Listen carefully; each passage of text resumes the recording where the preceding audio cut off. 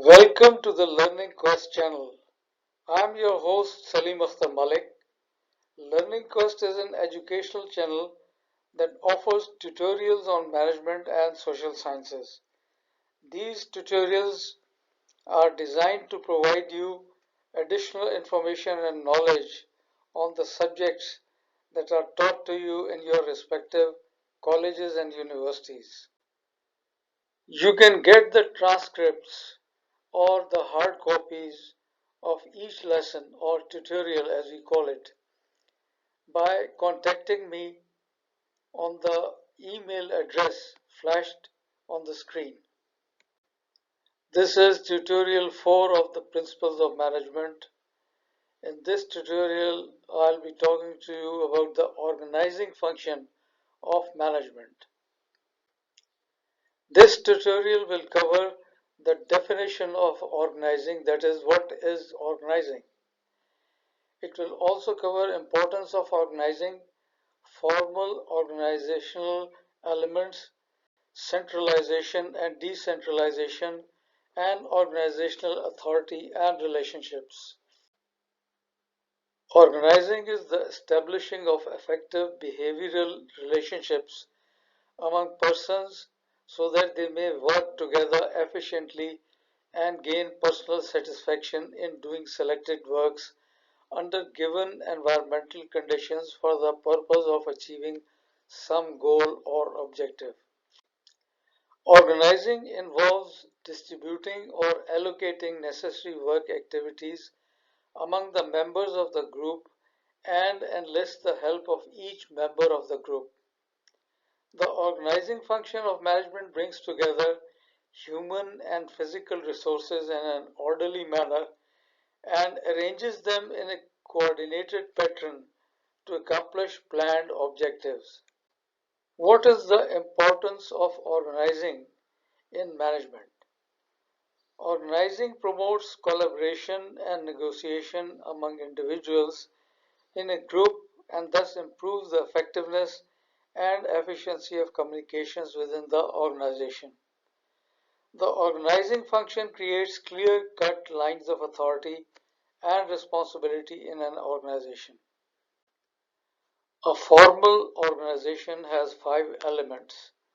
These are division of labor, specialization, departmentation, span of control, and delegation of authority. Division of labor. Adam Smith and Max Weber recognized that the division of labor is essential to maximizing the output of workers and machines. Adam Smith and Max Weber were both writers who wrote extensively on principles of management. Division of labor means dividing large tasks into smaller packages of work to be distributed among several people. It allows an employee to master a task in the shortest possible time with a minimum of skill. Allows human labor to become interchangeable. Creates different and often narrow jobs necessitating managerial coordination. However, job specialization creates enclaves of authority and influence. Specialization. Job requirements and manager specifications are developed and matched to assign personnel.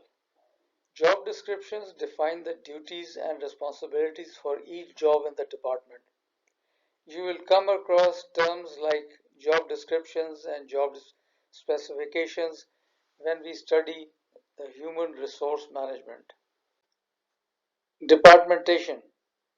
Departmentation is the efficient grouping of jobs into meaningful work units to coordinate numerous jobs. As an organization grows, so do its departments, and more subunits are thus created, which in turn creates more levels of management. This often results in less flexibility, adaptability, and cohesion.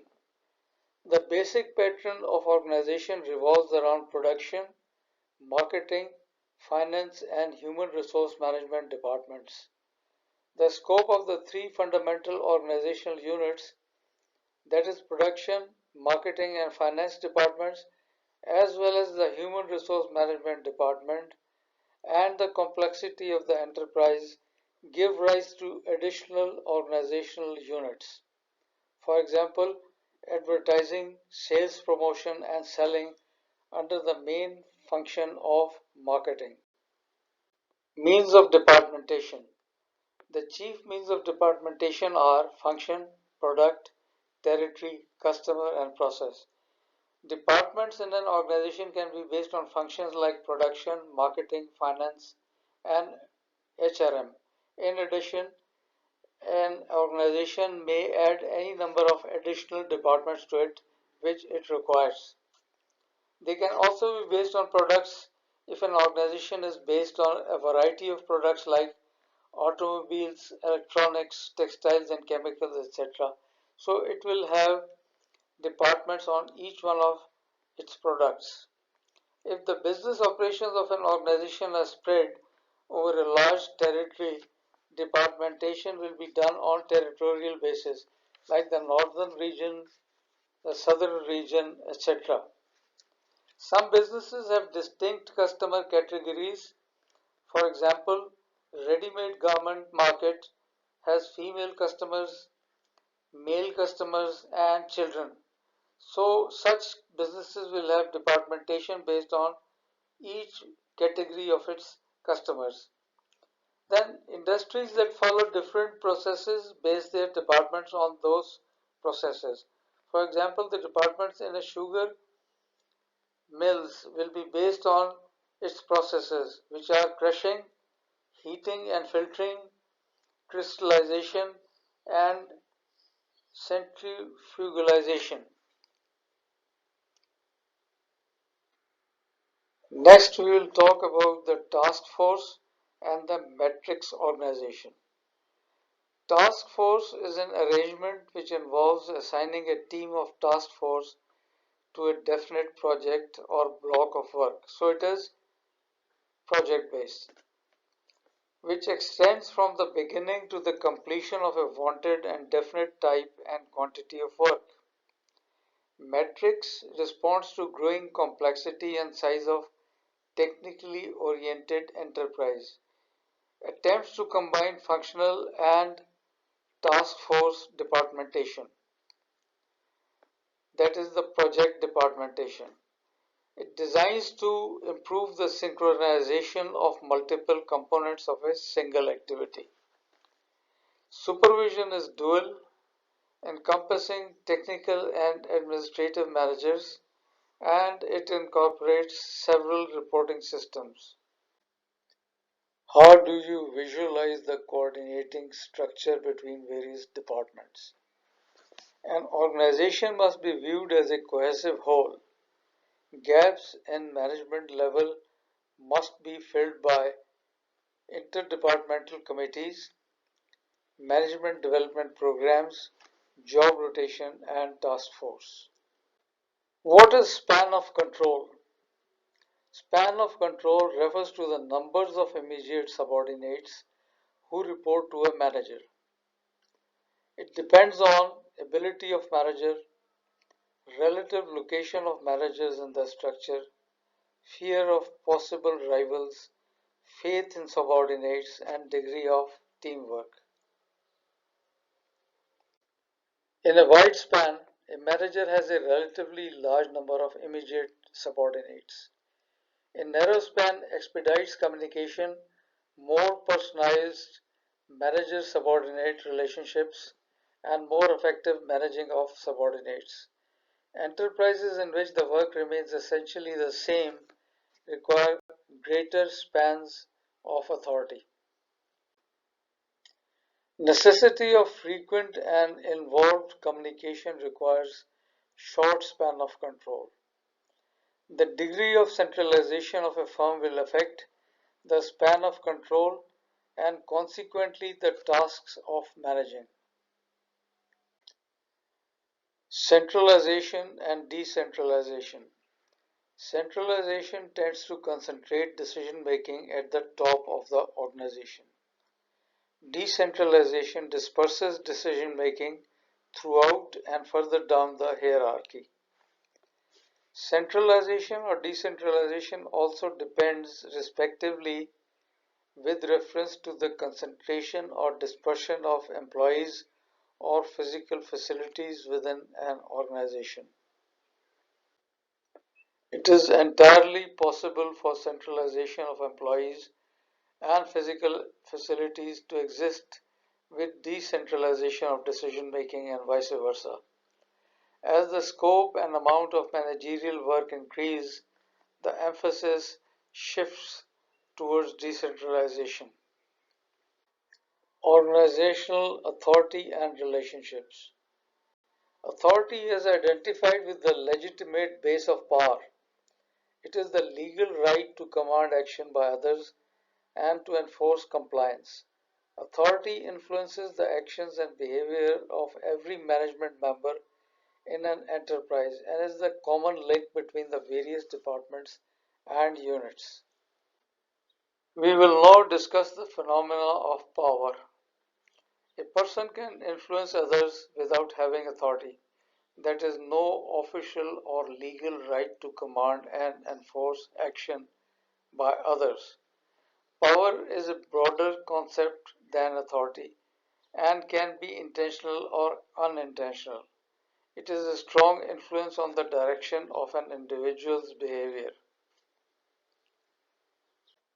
There are various sources or forms of power. These are legitimate power. Legitimate power is derived from a person's official position in the organization. Then there is coercive power. It is derived from a person's ability to create fear in another individual. It is based on the subordinate's expectation that punishment will be received for not agreeing or complying with the superior's commands or beliefs. Next is the reward power. Opposite of coercive power, it is derived from the ability to grant rewards for compliance with the superior's wishes. Next, there is expert power. Expert power is derived from the perception or belief of the subordinate that the superior possesses outstanding skill, knowledge, and expertise in certain areas. Then there is the referent power.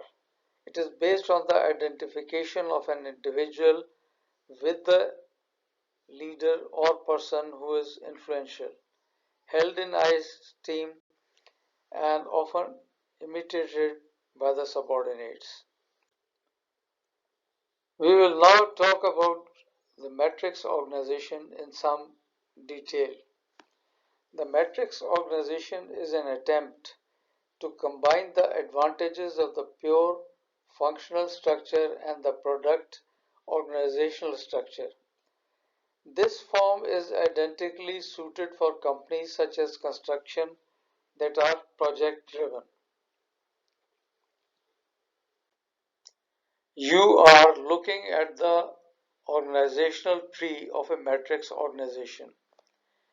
On top is the chief executive who heads the organization, and under him are a number of functional and project managers. Functional managers may be those who are heading the functional departments like production, finance, marketing, etc., and project managers may be heading their different projects. Now, each functional manager as well as the project managers, they have their staff, and at the bottom, the black boxes represent staff engaged in coordinating with the project staff.